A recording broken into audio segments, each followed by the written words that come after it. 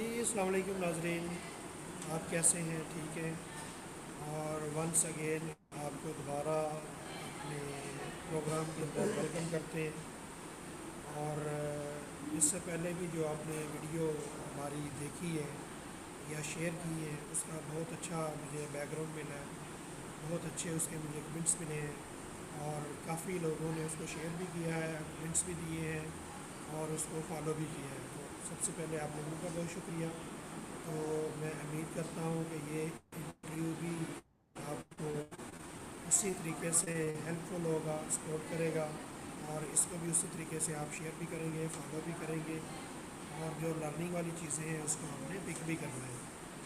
आज जो हमारी डिस्कस होने जा रही है वो बहुत ही एक अच्छी शख्सियत हमारे साथ मौजूद है और मेरे कुलीग भी हैं और मेरे सीनियर भी हैं और बहुत ज़्यादा इनका जो हॉस्पिटैलिटी के रिलेटेड या फिर टीचिंग के रिलेटेड, हॉस्पिटैलिटी के रिलेटेड इसलिए मैं कहूँगा कि इन्होंने ट्रैवलिंग बहुत ज़्यादा की है और टीचिंग के रिलेटेड मैं इसलिए कहूँगा कि ये टीचिंग फील्ड के अंदर है और government college of technology Rawalpindi के अंदर एज आ इंस्ट्रक्टर लेक्चरार ये स्टडी करवा रहे हैं और सदका जारिया कमा रहे हैं अपने लिए भी, अपनी आखिरत के लिए भी और बच्चों को एक नए जो स्किल है वो सिखा रहे हैं। तो बड़े ही प्यारे मेरे भाई कह लें, मेरे दोस्त कह लें, हामद वाज साहब इलेक्ट्रिकल के ये इंस्ट्रक्टर हैं और जीसीटी रावलपिंडी के अंदर इनको तकरीबन कोई 3 से 4 साल हो गए। इससे पहले ये जीसीटी सियालकोट के अंदर इन्होंने 15 से 20 साल वहाँ पे गुजारे हैं। फिर उससे पहले अगर इनका बैकग्राउंड देखा जाए तो ये पाकिस्तान इलेक्ट्रिसिटी जो आइस्को है या फिर इलेक्ट्रिक जो कंपनी है उनके साथ भी ये वाबस्ता रह चुके हैं। तो हम कोशिश करेंगे कि इनकी जो डिस्कस है बड़े स्पीच इनकी बड़ी अच्छी होती है, बड़ी फ़नी भी होती है, बड़ी लर्निंग वाली भी होती है। तो मैं आपका तारफ़ कहूँगा जी हामद वाज साहब। हामद वाज साहब प्लीज़ अपना थोड़ा सा तारफ़ करवा दीजिएगा और वेलकम ओके। करते हैं आपको अपने शो के अंदर। थैंक यू सो मच कि आपने अपना टाइम निकाला और हमें अपना वक्त जो है ना वो सर्व किया। शुभम साहब, सबसे पहले तो मैं आपका शुक्रिया अदा करता हूँ कि आपने मुझे अपने शो में जो है ना इनवाइट किया और अपना कीमती वक्त जो है ना वो दिया। और मैंने इंट्रोडक्शन जो है ना आपने ऑलरेडी करवा दिया है, फिर भी जो है ना आपकी रिक्वेस्ट के ऊपर मैं दोबारा आपको बता देता हूँ। मेरा नाम हामिद नवाज है। मैं बतौर हामिद नवाज टेक्नोलॉजी टेक्नोलॉजी वाला पहचाना जाता हूँ और अल्हम्दुलिल्लाह मेरा फील्ड और टीचिंग में 25 इयर्स का एक्सपीरियंस है। तो आईएसको में और फेस्को में, इस्लामाबाद इलेक्ट्रिक सप्लाई कंपनी और फैसलाबाद सप्लाई कंपनी में मैं जॉब कर चुका हूँ। उसके अलावा टैप्टा में मैंने 2004 में ज्वाइन किया और अल्हम्दुलिल्लाह अभी तक मैं टैप्टा में ही अपनी खिदमात सर अंजाम दे रहा हूँ। जी शमून साहब।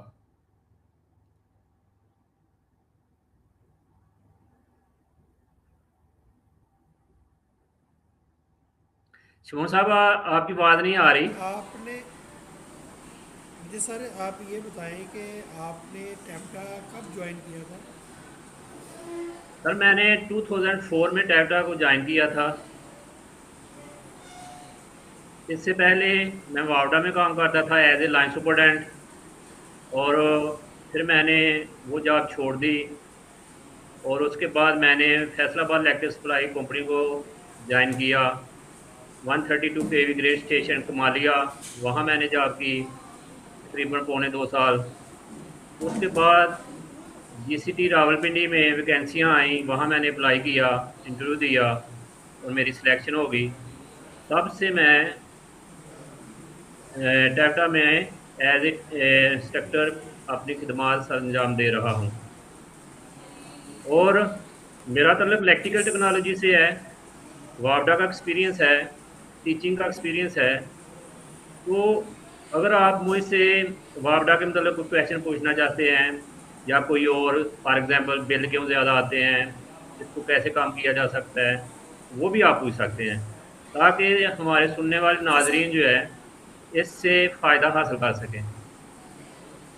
अच्छा सर, पहले मुझे ये बताएं कि आप ऑलरेडी एक डिपार्टमेंट के अंदर थे, तो टेक्निकल एजुकेशन के अंदर या टैपटाक को क्यों ज्वाइन किया, और अगर ज्वाइन किया है तो दोनों के अंदर डिफरेंस क्या है और आपका मोटिव क्या था? सर वो डिफरेंस मैं आपको बता देता हूँ। जब मैं लाइन सुपरटेंडेंट था तो उस वक़्त लाइन सुपरटेंडेंट का स्केल जो है ना वो 11 होता था, और LS2 का 11, और लाइन सुपरटेंडेंट 2 का 11 और लाइन सुपरटेंडेंट 1 का 13। तो जब मैंने टैप्टा को ज्वाइन किया तो उस वक़्त मेरा स्केल जो था वो 14 था। तो ज़ाहिर बात है हर बंदा जो है ना अपने फ्यूचर के बारे में सोचता है, माली वसाइल को जो है वो मद्देनज़र रखता है। तो वैसे भी टीचिंग जो है ये मेरा पसंदीदा पेशा है, इसलिए मैंने वापडा को छोड़ दिया और टीचिंग को ज्वाइन कर लिया। अच्छा, तो सर दोनों में डिफरेंस क्या है? दोनों में डिफरेंस ये है कि वापडा में ड्यूटी होती है 24 आवर्स। लाइन सुपरटेंडेंट के ऊपर बहुत सारी जिम्मेदारियां होती हैं। अगर लाइट चली जाए उसी की जिम्मेदारी है लाइट को बहाल करना, फॉल्ट को सर्च करना, फिर उसको रिमूव करना, फिर लाइन में दोबारा जो है सप्लाई को बहाल करना। तो उसमें ईद वाले दिन भी छुट्टी नहीं होती, क्योंकि ईद वाले दिन अगर लाइट चली जाए तो हमारी आवाम तो ज़्यादा शोर करती है। तो लाइन सुपरटेंडेंट को पूरे साल में कोई छुट्टी नहीं है, छुट्टी वाले दिन बल्कि उसे ज़्यादा काम करना पड़ता है। और ज़ाहिरी बात है लाइन सुपरटेंडेंट खुद काम नहीं करता, उसने उसकी एक पूरी टीम होती है, lineman, assistant lineman, meter reader वगैरह सारे। तो ये उनसे काम लेना होता है। तो छुट्टी वाले दिन या ईद वाले दिन जो है ना उनसे काम लेना मुश्किल होता है। ज़ाहिर बात है उनकी भी ईद होती है, वो भी अपने कामों में मसरूफ़ होते हैं। तो एक तो ये वजह थी कि 24 आवर ड्यूटी थी। दूसरी वजह ये थी कि मुझे टीचिंग करना जो है ना ज़्यादा अच्छा लगता है। टीचिंग जो है ये इसमें आपने साल में मैक्सिमम 6 महीने पढ़ाना होता है, बाकी आपको छुट्टियाँ आती हैं। दूसरा आपने सुबह 8 बजे कॉलेज जाना है, 3 बजे आपको छुट्टी हो जानी है। तो इसमें मैक्सिमम आपने 8 घंटे जो है ना वो काम करना है, जबकि वापडा में 24 आवर्स का बंदा जो है ना वो मुलाजम होता है। तो सर वहाँ पे आप इतनी ड्यूटी करते थे, 24 आवर हर टाइम फील्ड में रहना, और फिर हर तरह के लोग होते हैं, उनकी कंप्लेन को सुनना, फिर उसको हैंडल करना, सॉल्व करना, फिर कोई ऐसी जगह पे भी कंप्लेन होती है कि वहाँ पे रास्ता ही अच्छा नहीं होता।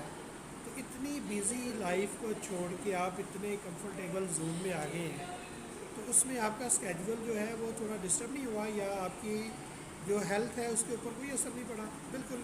ये मैं कहता हूँ कि अगर आपने कोई और भी चीज़ें साथ कैरी ऑन की हुई हैं, ज़िंदगी वैसे ही आपने मसरूफ़ रखी हुई है कि बस सुबह कॉलेज गए और इवनिंग के टाइम घर पे आ गए और रिलैक्स किया, चिल किया, कोई और मसरूफियात नहीं है। ये थोड़ा सा मुझे थोड़ा बताइएगा कि इतनी बिज़ी लाइफ से आप निकल के इतने कंफर्टेबल जोन में आ गए हैं, इसको कैसे मैनेज कर रहे हैं?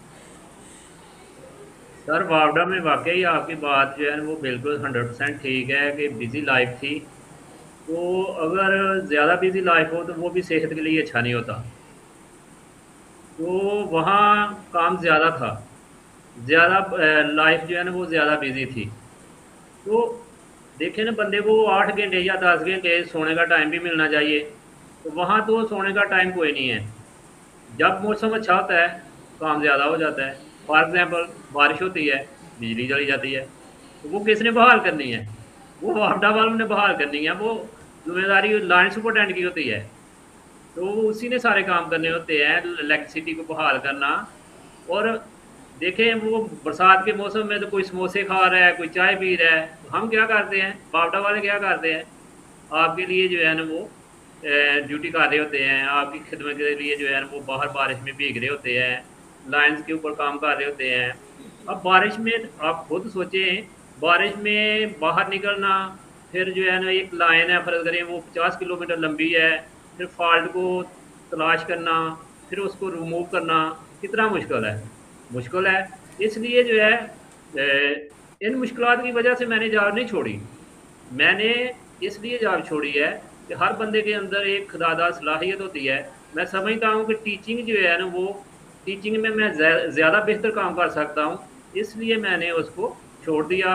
और टीचिंग में भी जो है ना 8 घंटे काम करना पड़ता है, सुबह 8 बजे से लेकर 3 बजे तक। मैं समझता हूँ अगर एक इंसान 8 घंटे काम करता है, तो बाकी उसको 4-5 घंटे अपनी फैमिली को देने चाहिए। उसके बाद जो है ना वो रात को 10 घंटे जो है ना 8 घंटे जो है ना वो आपको नींद करें। बाकी अगर 1-2 घंटा आपके पास बच गया है, तो वो अल्लाह ताला की इबादत करें, नमाज़ें पढ़ें, कुरान पढ़ें और मोजे करें। अच्छा सर, दूसरा जैसे आपने बताया कि बारिश का मौसम होता था तो वापडा के अंदर आपको ज़्यादा बिजी लेके जाना पड़ता था। लोग पकौड़े समोसे चाय पी रहे होते थे, आपके पास टाइम नहीं होता था। अब टीचिंग में आ गए हैं तो मे भी आप वो जो वहाँ पे आपका जो दिल करता था, अच्छा वेदर हो गया, मौसम सुहाना हो गया, बारिश हो रही है, तो फिर इधर तो आप खूब फिर वो वाले बदले भी निकालते होंगे। जी, जी, बिल्कुल। मैं आपको जो है ना बताता हूँ कि अब जो है ना ये लाइफ़ मेरी जो है ना ईज़ी हो गई है, क्योंकि जब आपको आपकी मर्ज़ी का काम मिल जाए, तो इससे बेहतर क्या हो सकता है इंसान के लिए? इंसान अगर खुश है, उसको अपनी मर्ज़ी का काम मिल गया है, तो वो ज़्यादा खुश होगा, ज़्यादा बेहतर तरीके से ज़िंदगी गुज़ार सकेगा। तो हाँ, मैं आपको ये बता सकता हूँ कि वार्डा में काम किया हुआ है, एक्सपीरियंस है, तो आप अपने घर के जो है ना लोड को कैसे मैनेज कर सकते हैं, बिजली का बिल जो है ना उसको कैसे कम कर सकते हैं बगैर किसी खर्चे के। और आपको पता है कि अगर हमारे घर की यूनिट्स की तादाद 200 से ज़्यादा हो जाए, अगर आपने यूनिटें 200 से ज़्यादा कंज़्यूम की हैं, तो बिल 10,000 से ज़्यादा आता है। अगर यूनिटें आपने 200 से कम कंज़्यूम की हैं, तो बिल जो है ना वो 2,000 या 1,500 आता है। तो 8,000 का कम से कम डिफ़रेंस होता है। तो इससे बचने के लिए ज़्यादा बिल से बचने के लिए मैं आपको मुफ़ीद मशवरे जो है ना वो दे सकता हूँ।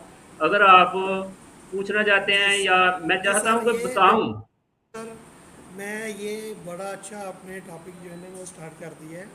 और ये आजकल तो हर घर की ज़रूरत है, जितना हमारा स्ट्रेस जा रहा है, जितनी महंगाई आ रही है, जितनी आवाम परेशान है, और स्पेशली बिजली के बिलों से। तो ये बड़ा अच्छा आपने बताया है। तो हमें ये बता दें कि इसको कैसे कंट्रोल कर सकते हैं। ये तो जितना मर्ज़ी हम कंट्रोल करते रहे, ये 200 यूनिट तो ऐसे ही चली जाती है, पता भी नहीं चलता।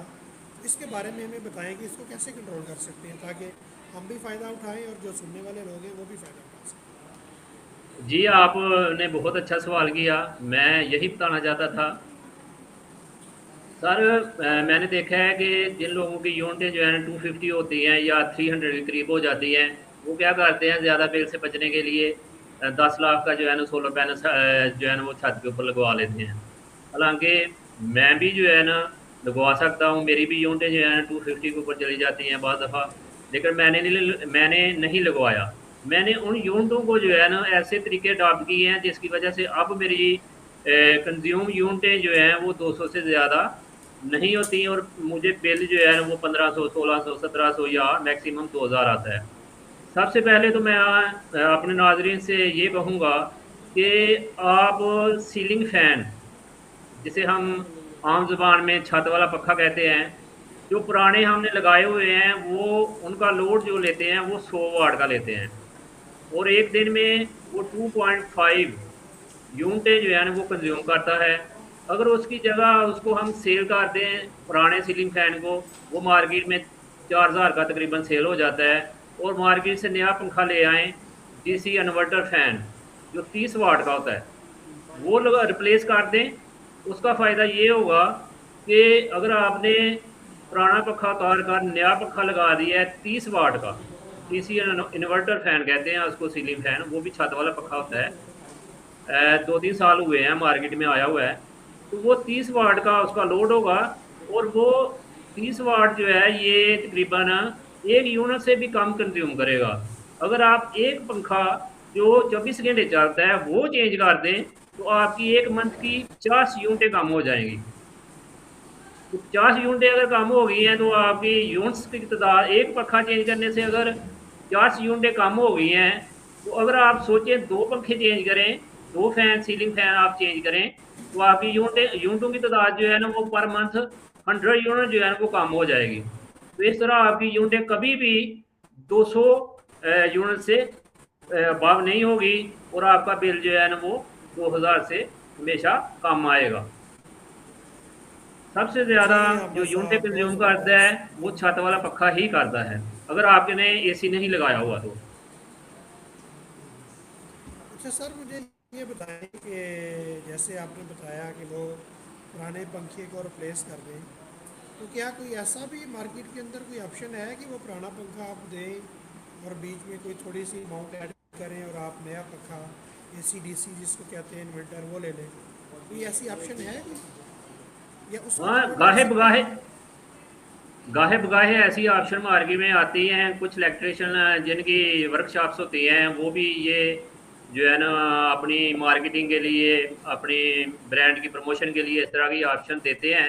वो पुराना पंखा ले लेते हैं, कुछ पेमेंट लेते हैं, आपको नया पंखा दे देते हैं। तो ये अगर आपने आज नहीं चेंज किए, फॉर एग्जांपल, अगर किसी वजह से आज अब आप ये जो है ना वो एक्शन नहीं लेते या ये काम नहीं करते, तो 2-3 साल के बाद पुराना पंखा जो है ना आपसे कोई नहीं लेगा। इस तरह की ऑप्शन जो है ना आपके पास अवेलेबल नहीं होंगी। और इसकी मिसाल मैं आपको देना चाहूँगा कि आपने पहले देखा था, आज से 10-15 साल पहले, एक जो है ना वो शीशे का बल्ब होता था, वो 100 वाट का होता था। उसके बाद एनर्जी सेवर आए, बिल्कुल बिल्कुल। वो होते थे 18 वाट के या 32 वाट के या 30 वाट के। और आजकल आ गए हैं एलईडी लैंप। ये 12 वाट का होता है, 18 वाट का होता है, 30 वाट का भी होता है। तो अब आप देखें, ना तो एनर्जी सेवर आपको मार्केट में नजर आएगा, ना वो पुराना लैंप जो शीशे का था वो भी नजर नहीं आएगा। इसी तरह ये जो पुराने फैन हैं, ये भी 5-10 साल के बाद आपको मार्केट में नजर नहीं आएंगे। और इसको, इन पंखों को आपको कबाड़ियों कबाड़ियों को देना पड़ेगा। जो कबाड़िया जो है ना, आपको पता ही है कितने पैसे देता है। वो तो इसके लिए, इस पक्के के कोई कुछ भी नहीं आपको देगा। मे भी ज़्यादा से ज़्यादा आपको 500 रुपया दे दे।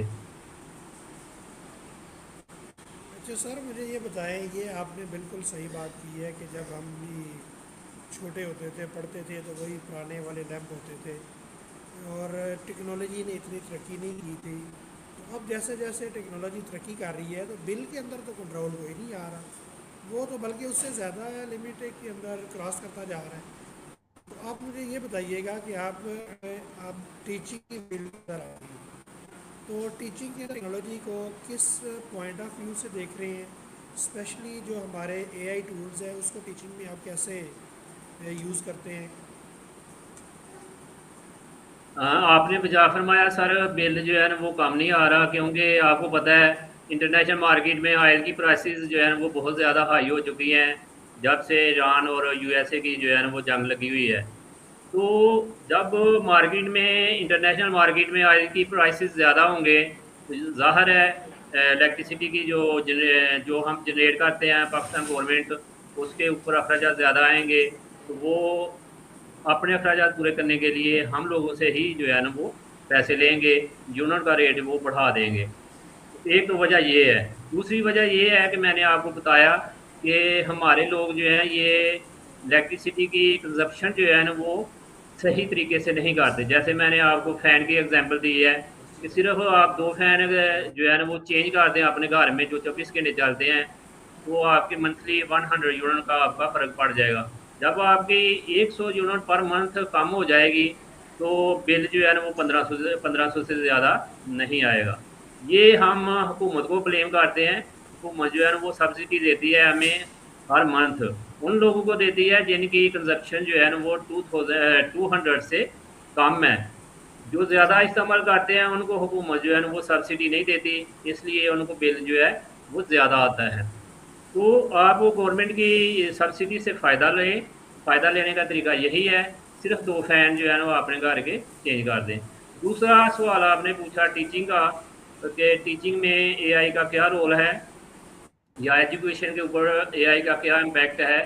सर मैं एआई को जो है ना वो बहुत अच्छी तरह इस्तेमाल कर रहा हूँ।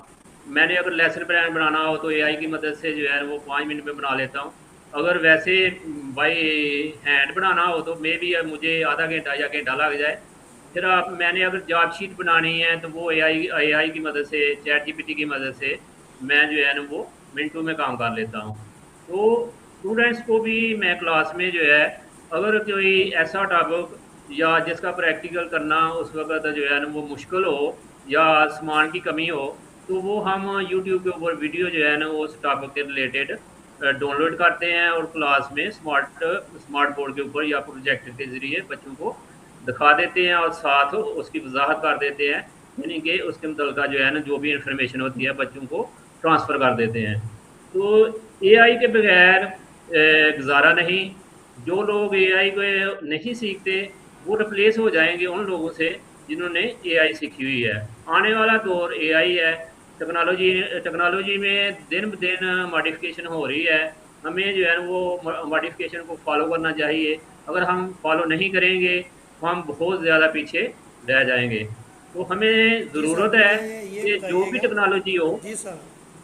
जी जी सर, सर आपने आपकी बहुत आवाज़ ज़बरदस्त। ज़रा कम है, ज़रा इसको बढ़ाएँ।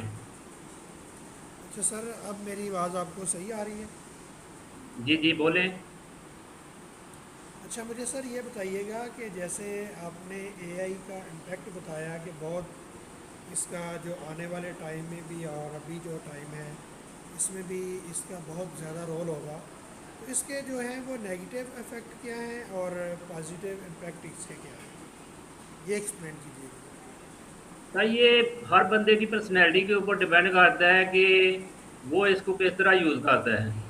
इसमें नेगेटिव और पॉज़िटिव पहलू जो है ना वो 50-50 हैं।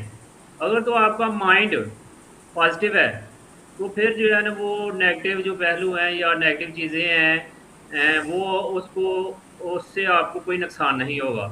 आपने अपने आप को पॉज़िटिव रखना है, अल्लाह ताला आपकी मदद करेगा। अल्लाह ताला जो है ना वो अपने बंदों का ख़्याल रखता है, जो बंदे मेहनती होते हैं, उनको उनका फल देता है।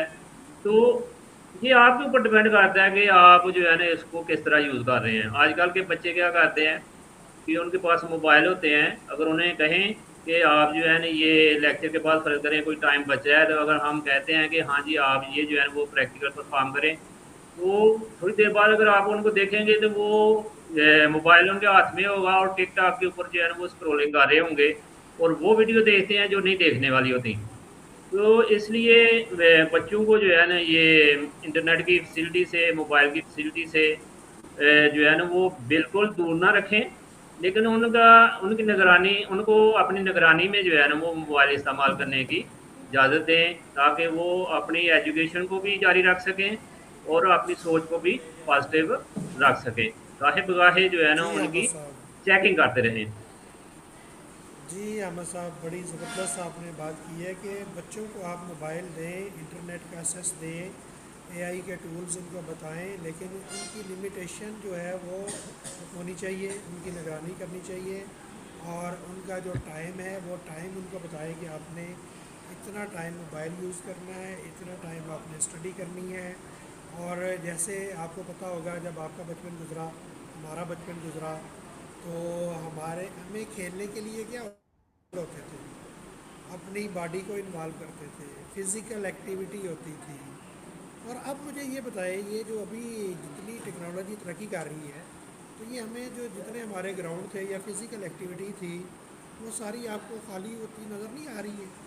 कोई ग्राउंडों के अंदर उस तरह का रश नहीं है, उस तरह की प्ले नहीं है, उस तरह का वो क्राउड नहीं है, उस तरह की वो लोगों की सोच नहीं है।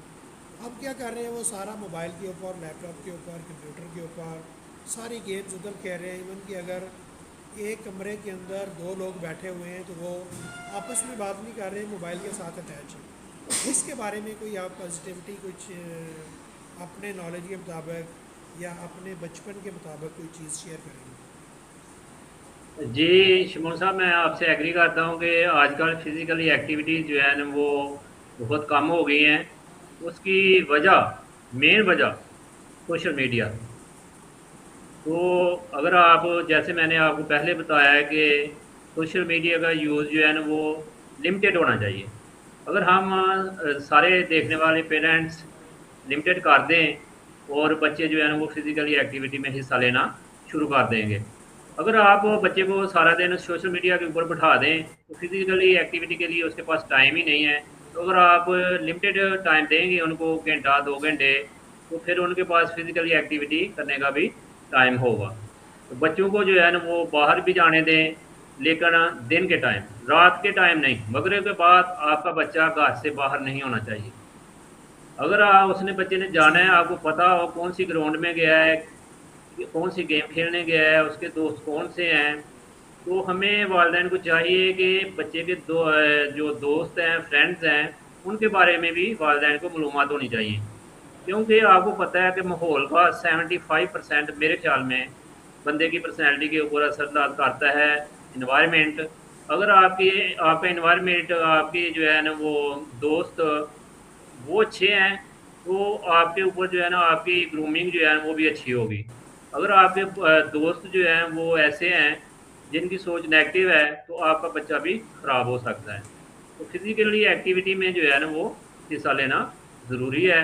उसका तरीका यही है कि सोशल मीडिया के ऊपर आप लिमिट लगा दें, तो ये बढ़ जाएँगी। वैसे भी आजकल जो है, पहले जब हम छोटे थे, तो उस वक़्त ना इंटरनेट था, ना मोबाइल था, ना लैपटॉप था, ना ये सोशल मीडिया था। तो इसलिए सारे बच्चे जो है ना वो बाहर खेलते थे, फिज़िकली एक्टिविटी में हिस्सा लेते थे, बाहर ग्राउंड भी होती थी, जगह भी ज़्यादा होती थी। अब तो पॉपुलेशन ज़्यादा होने की वजह से जो है ना ये सारे काम तकरीबन ना होने के बराबर हैं। ना वो ग्राउंड है, ना वो जगह रही हैं, ना वो दोस्त हैं। अब सारी ना फैसिलिटी वो आ गई लोग हैं, रहे हैं, ना वो ना वो लोग दोस्त रहे रहे हैं, हैं, ना ही वो सोचे ना रहे वो हैं। दोस्त रहे हैं, ऐसे ही है। बिल्कुल ऐसे ही है। तो तो सर इसलिए मुझे जो ये है ये बताएं, प्रॉब्लम आ रही है। जब आपने अपना जो जैसे बात बताई कि जब हम बचपन में थे तो खुद भी ग्राउंड के अंदर दोस्तों के साथ प्ले करते थे, फिज़िकल एक्टिविटी के अंदर इन्वॉल्व होते थे। तो आजकल तो हमने भी जब देखा है तो हमारी तो गेमें ही और होती थी। क्रिकेट खेलना है, कबड्डी खेलनी है, और गुल्ली डंडा होता है, फिर वो मतलब वो जो मेल फीमेल दोनों मिक्स भी खेलते होते थे। ठीक है, तो आपने कौन कौन सी अपनी जो बचपन के अंदर कौन सी गेमें खेली हुई हैं? मैंने अपने बचपन के अंदर जो है ना ये क्रिकेट खेली है ज़्यादा। उसके अलावा कार्ड्स खेले हैं, जिसे उर्दू में ताश भी कहते हैं। और रंग वाली गेम जो है वो बहुत ज़्यादा खेली है। और मुझे अच्छा भी लगता है। अब भी मैं खेलता हूँ। मेरे बच्चे जो है ना वो मेरे साथ खेलते हैं। माशाल्लाह मेरी 4 बेटियाँ हैं। उन सबको जो है ना वो कार्ड्स खेलना आता है और मुझसे अच्छा खेलती हैं। फिर मैं उनके साथ जो है ना वो 12-10 खेलता हूँ, वो भी अच्छा खेलती हैं। फिर लूडो है और इस तरह एक दो और गेम है। तो वो मैंने अपने बच्चों को जो है ना वो फिज़िकली एक्टिविटी में जो है ना वो रखा हुआ है। वो मेरे साथ खेलती हैं। ज़ाहिर है बच्चियाँ हैं, वो उनका बाहर जाना ज़रा मुश्किल होता है। और इसीलिए जब मैं घर आ जाता हूँ कॉलेज से, तो मैं सारा टाइम अपनी बच्चियों को देता हूँ, उनके साथ गेमें खेलता हूँ। जी सर, आप जैसे कि टीचिंग के शोबे के साथ वाबस्ता हैं, तो माशाल्लाह काफ़ी 25 ईयर का आपका टीचिंग का एक्सपीरियंस है। तो मुझे सर ये बताइएगा कि आपके शाइनिंग स्टार स्टूडेंट इस टाइम इंडस्ट्री के अंदर कहाँ कहाँ जॉब कर रहे हैं? यार मेरे शाइनिंग स्टार स्टूडेंट्स जो है ना ये पूरी दुनिया में काम कर रहे हैं। वावडा में हैं बहुत सारे, और वावडा में कुछ ऐसे स्टूडेंट भी हैं जो आजकल एसडीओ हैं। और कुछ ऐसे हैं जो आजकल ग्रेड स्टेशन के ऊपर शिफ्ट इंचार्ज हैं। और कुछ ऐसे हैं जो लाइन सुपरटेंडेंट हैं। और कुछ ऐसे भी हैं जो लाइनमैन हैं, मीटर रीडर हैं। इसके अलावा पाकिस्तान एटॉमिक एनर्जी में मेरे बहुत सारे स्टूडेंट हैं, ख़ास तौर पर चश्मा निकोल पावर प्लांट के ऊपर। तो आपको पता है डिप्लोमा होल्डर जो है ये चश्मा वाले उनको लेते हैं, और पे पैकेज भी अच्छा देते हैं। उनके अपने पे स्केल होते हैं जिन्हें बोलते हैं SPS। और SPS 4 या 5 वाला जो है ना वो 17 के बराबर होता है। तो मेरा एक स्टूडेंट है, उसको 12 साल हो गए हैं उधर है। उसकी पे और मेरी पे जो है ना वो बराबर है। वो फैसिलिटियाँ भी ज़्यादा वेरी देते गुड हैं सर, बहुत ज़बरदस्त। मतलब कि और आपके तनख्वाह जो भी ज़्यादा स्टूडेंट देते हैं हैं। वो किसी अच्छी